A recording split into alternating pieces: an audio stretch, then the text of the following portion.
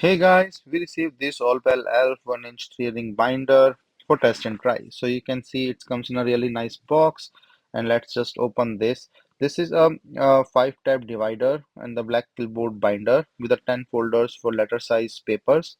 This have a linen hardcover on the organizer for the school or the office use. So let's open this.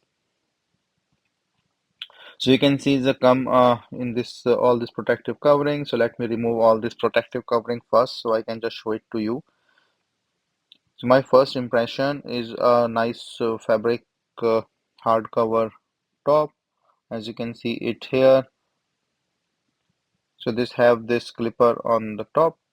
So you can just put in some papers if you want to. And then the fabric is also like nice. So from inside you can see a pocket here. Then you can put in the stuff. There are divider stickers that you can use on these dividers. So 5 dividers, and then these are both sides, so around 10 folders.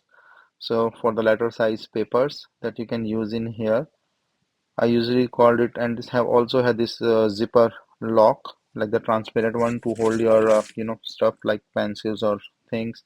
And this have another tab here, and this is the pencil or the pen holder. So you can just put in your pencil or the pen holder for here.